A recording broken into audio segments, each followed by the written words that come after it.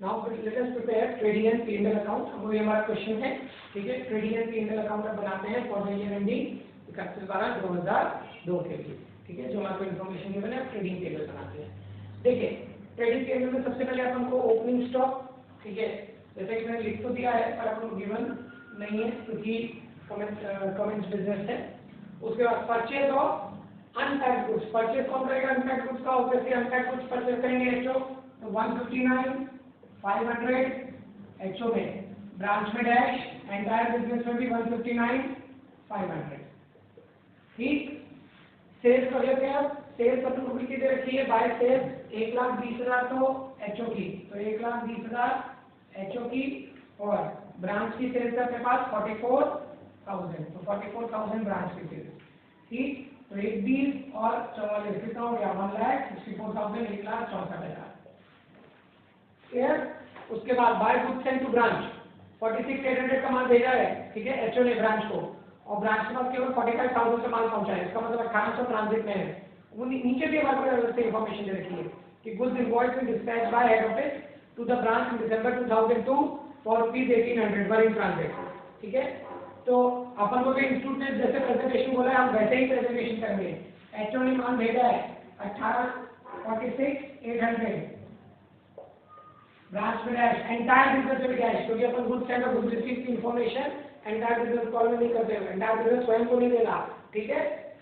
और जब हम गुड्स रिसीव को एचओ में आते हैं तो हम यहाँ पे भी 46,800 लिखते हैं, ट्रांजिट के आइटम को जोड़ते हैं, भूलना मत। अब कई बार बात कर चुके हैं इस चीज की, ठीक है। By shortage of stock, branch के केस में बाय शॉर्टेज ऑफ स्टॉक कितना दे रखा है अपन को, शॉर्टेज रखा है 300 का, तो 300 का स्टॉक है, पर वो 300 किस पे है, 300 का शॉर्टेज जो है वो सेलिंग प्राइस पे है, और हमारे को किस पे चाहिए, एट इनवॉइस प्राइस, ठीक है। अपन ने वर्किंग नोट में निकाला भी है वैल्यू, तो 300 into 90/100, क्योंकि सेलिंग प्राइस है 100, इनवॉइस प्राइस है 90, और 300 जो है वो 100 रुपए पे है, मतलब सेलिंग प्राइस पे है, तो 300 into 90/100, तो कितना आया 270, और 270 हमारे एंटायर बिजनेस के कॉलम है। देन स्टॉक डैमेज अकाउंट की बात करें, स्टॉक डैमेज अकाउंट में उसने बोला कितना डैमेज हुआ है, 1200 का माल डैमेज हुआ है, 1200 की सेलिंग वैल्यू का माल डैमेज हुआ है, ठीक है। वापस बोलो बेटा, 1200 की सेलिंग वैल्यू का माल डिस्पैच हुआ है, डैमेज हुआ है। तो अगर 1200 की सेलिंग वैल्यू का अपन को इनवॉइस प्राइस से वही 1200 into 90/100, ठीक है। तो अगेन 1080, 1080, एंटायर कॉलम में भी 1080, clear. Now closing stock unpacked goods का, अनपैक्ड गुड्स का अगर क्लोजिंग स्टॉक की बात करेंगे तो क्लोजिंग स्टॉक अनपैक्ड गुड्स का गिवन है अपन को, एचओ में है 1500, एंटायर बिजनेस में 1500। अब अगर पैक्ड गुड्स का क्लोजिंग स्टॉक वर्किंग नोट में निकाला है अपन ने, तो वर्किंग नोट में निकाला एचओ में कितना आ रहा था, 22,120, 22,120, और ब्रांच का अपन ने निकाला था वो कितना आ रहा था, वो आ रहा था 5850, ठीक है, तो 5850 ये ब्रांच वाला आ रहा था, तो 22,120 और 5850, ठीक है। दोनों का टोटल करेंगे तो अपने पास कितना आता है दोनों का टोटल, ठीक है, 22,120 प्लस 5850, तो टोटल हो गया अपना 27970, 27970, तो 27970 अपना एंटायर बिजनेस का हो गया, ठीक है। अब कॉस्ट ऑफ एक्सपेंडिचर कंज्यूम्ड अपन ने एचओ में निकाला था 1720, ठीक है, डैश, टोटल में भी 1720। हो सकता है आप पूछ रहे हैं कि सर अगर पैकिंग मटेरियल्स का हमारा क्या था, पैकिंग मटेरियल्स का क्लोजिंग स्टॉक था, तो क्लोजिंग स्टॉक में पैकिंग मटेरियल्स क्यों नहीं लिया आपने, ले लो, पर फिर यहाँ पे cost of packing material consumed नहीं आएगा, यहाँ पे आएगा cost of packing material purchase, cost of packing material purchase लिखो, तो 2130, ठीक है ना, और यहाँ पे क्लोजिंग स्टॉक आ जाएगा 410 का। मैंने यहाँ पे 2130, यहाँ पे 410 का लिख के यहीं पे डायरेक्ट कितना लिख दिया, 1720 नेट करके लिख दिया। तो आप cost of packing material consumed भी लिख सकते हो, जैसे मैंने लिख दिया 1720, और इधर आप यहाँ पे क्या कर सकते हो, to cost of packing material purchase, purchase में आ जाएगा 2130, और फिर इधर बाय क्लोजिंग स्टॉक में आपको पैकिंग मटेरियल लेना पड़ेगा कितना, 410 का। Both of presentations are equally correct. ठीक है, इक्वली गुड, ठीक है, आप दोनों में से कुछ भी कर सकते हो। क्लियर? अब बात करते हैं अपने किसकी, अपने जीपी की, कि हमारा जीपी कितना आ रहा है, ग्रॉस प्रॉफिट कितना बैठा है। ठीक, तो ग्रॉस प्रॉफिट निकालते हैं बेटा।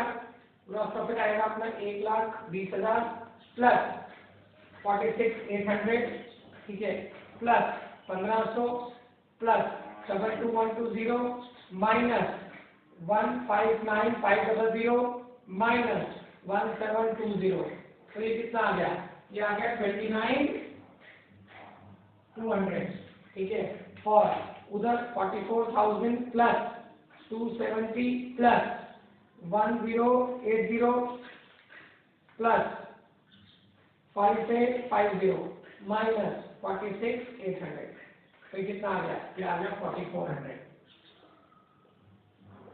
ठीक है।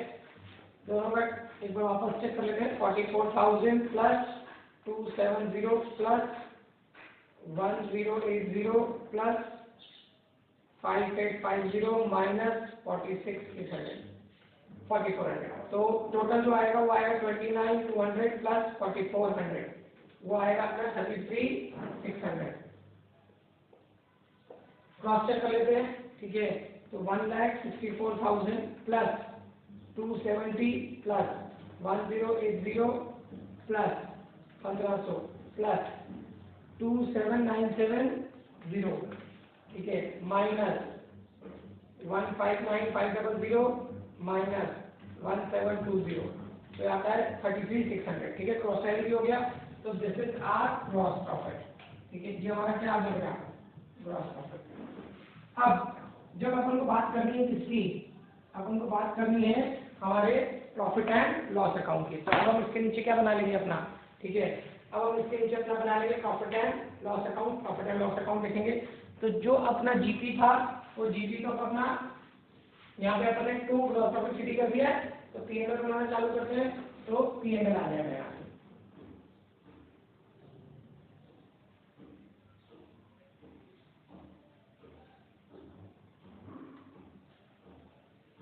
ठीक है। पीएनएल बनाएंगे,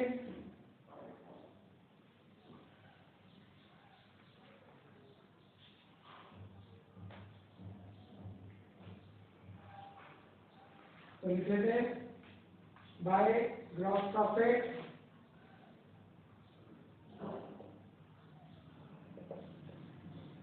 बीडी ड्रॉप डाउन कितना 29,200 4,400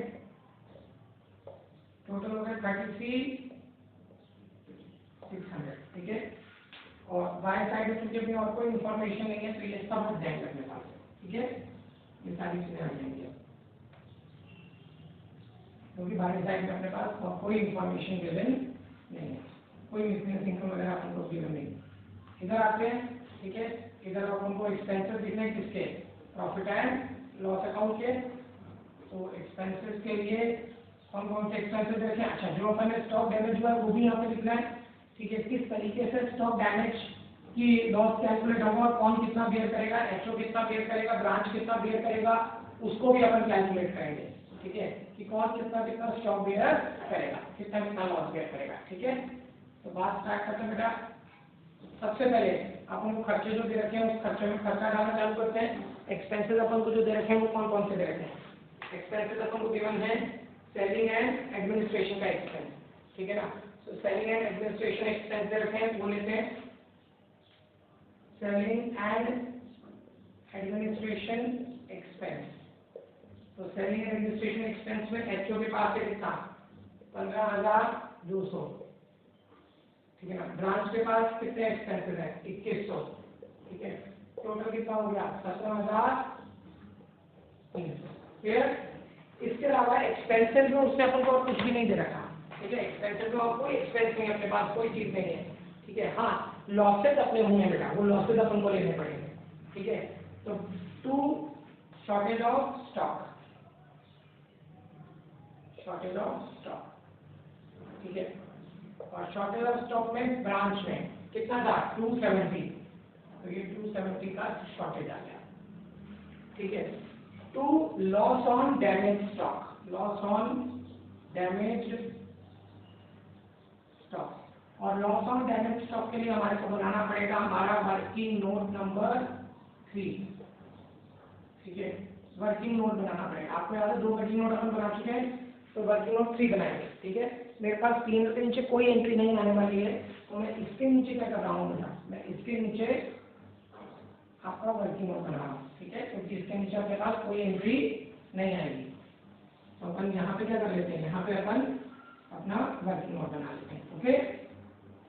तो वर्किंग नोट 3,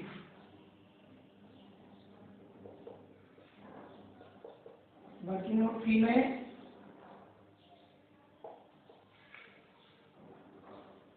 तो वर्किंग नोट में थर्ड वर्किंग नोट में आ जाएगा calculation of loss on damage stock, on damaged stock, damage stock के ऊपर कितना लॉस हो रहा है, ठीक है ना। Calculation of loss on damaged stock. Trading account में अपन अभी बनाया था, ट्रेडिंग अकाउंट में अपन लिखा था बाय स्टॉक डैमेज अकाउंट, ठीक है ना। स्टॉक डैमेज के नाम से अपन ने अकाउंट खोल दिया था, तो अकाउंट खोल लेते हैं, ठीक है। डैमेज स्टॉक अकाउंट या स्टॉक डैमेज अकाउंट, मैं स्टॉक डैमेज अकाउंट मैंने लिखा था वही लिख देता हूँ, ठीक है। Stock damage account, damage stock account ये लिखो जो आपने ट्रेडिंग अकाउंट में लिखा हो, मुझे भी याद नहीं मैंने क्या लिखा था ट्रेडिंग में। अब इसमें 2 ट्रेडिंग अकाउंट वहां से लेकर आएंगे, 2 ट्रेडिंग अकाउंट कितना, 2 ट्रेडिंग अकाउंट क्या है 1080, ठीक 1080, ठीक है। अच्छा किसकी बुक्स में है ये ध्यान रखना, इन ब्रांच बुक्स,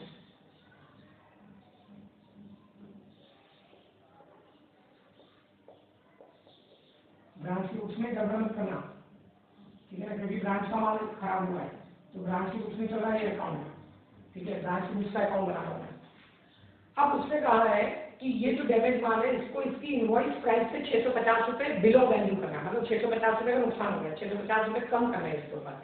ये है किससे, एट इनवॉइस प्राइस, आप चाहे ऊपर चेक कर लो, जो मैंने ट्रेडिंग अकाउंट बनाया है उस ट्रेडिंग अकाउंट में मैंने आपको लिखवाया at invoice price, trading account में लिखवाया मैंने आपको एट इनवॉइस प्राइस, 1200 की सेल वैल्यू थी और सेल वैल्यू को अपने इनवॉइस प्राइस पे लेकर आए तो 1080 थी, 650 रुपए कम कर लें, 650 रुपए कम करने, इसका मतलब ये क्लोजिंग स्टॉक में अगर पड़ा है डैमेज स्टॉक से कितने पे पड़ा होगा, by balance CD, by balance CD मतलब कितने पे पड़ा होगा 1080 से में से कितने रुपए के नुकसान हो गया, 650 का नुकसान हो गया, ये माल कितने पे पड़ा होगा, ये 430 रुपए में पड़ा होगा, 430 इसकी वैल्यू घटेगी।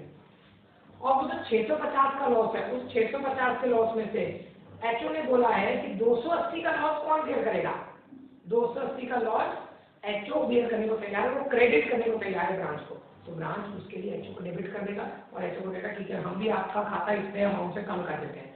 ब्रांच के पास एचओ का अकाउंट होता है क्रेडिट बैलेंस, ब्रांच की बुक्स में एचओ का अकाउंट होता है क्रेडिट बैलेंस, क्योंकि ब्रांच को देना निकलता है, और अगर जितनी राशि से ब्रांच जो है वो एचओ कह रहा है ठीक है हम इतने प्रति आप इतने जो राशि से हम आपके प्रति मुक्त हो गए, तो मुक्त हो गए तो मतलब क्रेडिट बैलेंस वाले एचओ को डेबिट कर दो, तो एंट्री बनी HO account debit to stock damage account, तो यहाँ पे क्या आ जाएगा बाय एचओ अकाउंट, हम इसको लिख देते हैं share of loss borne by HO, share of loss borne by HO, जो कौन भुगत रहा है, जो एचओ भुगत रहा है, कितना भुगत रहा है 280, तो ब्रांच के खुद के पीएनएल में कितना जाएगा, ठीक है, ब्रांच के खुद के पीएनएल में बाय पीएनएल अकाउंट कौन सा ब्रांच का, ठीक है, उसमें कितना जाएगा, टोटल लॉस हुआ है 650 का, 650 के लॉस में से 280 किसने भुगत लिए, 280 एचओ ने भुगत लिए, तो 650 माइनस 280, तो 650 माइनस 280 ये हो गया अपना 370, तो 370 का लॉस किसका है ब्रांच का, ठीक है। ये हमारे वर्किंग नोट में हमारे पता लग गया, तो सब लोगों ने लॉस बांट लिया, तो जब हम पीएनएल में आएंगे तो लॉस और डैमेज स्टॉक की जब हम बात करेंगे तो एचओ का हिस्सा तो है 280, ब्रांच का हिस्सा है 370, ठीक है ना, और टोटल लॉस हो गया 650, क्लियर, वेरी सिंपल, 280 एचओ का आ गया, जो ब्रांच में एचओ के नाम पे मर दिया, ठीक है ना, एचओ ब्रांच अकाउंट में एंट्री पास करेगा, वो हम देखेंगे कैसे एंट्री हुई थी, सिंपल एंट्री जैसे स्टॉक डैमेज को यहाँ पे बाय एचओ कर दिया, वहाँ एचओ ब्रांच अकाउंट में 2 स्टॉक डैमेज कर देगा और अपना लॉस क्लियर कर लेगा। ठीक, 2 ब्रांच अकाउंट करके बुक कर देगा। अब 280 यहाँ पे, 370 यहाँ पे, 650 दोनों ने अपना अपना लॉस बेयर कर दिया। लास्ट बात जो हमारी क्या आएगी वो क्या आएगा, 2 स्टॉक रिजर्व। ठीक है, क्योंकि वो इस्तेमाल में जाएगा ऑफिस से। स्टॉक रिजर्व क्लोजिंग क्योंकि ओपनिंग है ही नहीं, ठीक है ना, तो कितने पे बनेगा 5850 पे। 5850 कितने रुपए बेचते हैं हम, 90 रुपए बेचते हैं। ठीक है, तो ये 90 पे है इनवॉइस प्राइस पे, तो इसके अंदर का स्टॉक रिजर्व 80 और 90 का डिफरेंस 10 कटा 90 10/90, तो 5850 इंटू 10/90, तो ये हो गया कितना 650। तो 650 का रिजर्व बनाएगा कौन, एचओ, ये हो गया 650 का रिजर्व। इसके अलावा हम देखें कोई चीज गिवन है और कुछ भी हमारा गिवन नहीं है, सारी चीजें हमने जो भी कंसिडर करनी थी वो सारी हमने कंसिडर करनी है। एक दूसरे के एक्सपेंसेस में कुछ ट्रांसफर करना नहीं है, डेप्रिसिएशन लगाना नहीं है, स्टॉक रिजर्व बना लिया है और हमने लॉसेस को भी बुक कर लिया है। Last two net profit, net profit CD carry down, ठीक है ना, तो net profit CD carry down में अब अपन नेट प्रॉफिट निकाल लेते हैं, किस किसका कितना कितना नेट प्रॉफिट आ रहा है। ठीक, तो 29,200 minus 15,200 minus 280 minus 650, head office का आया 13,070 13070। ठीक, इधर 4400 माइनस 2100 माइनस 270 माइनस 370, ठीक है, ये आया 1660, तो दोनों का टोटल 13070 और ये 1660 मिला के 14730। ठीक, क्रॉस चेक कर लेते हैं, 33,600 माइनस 17,300 माइनस 270 माइनस 650 माइनस 650, तो आ गया 14730। हमारा क्या हो गया, P&L अकाउंट में नेट प्रॉफिट आ गया।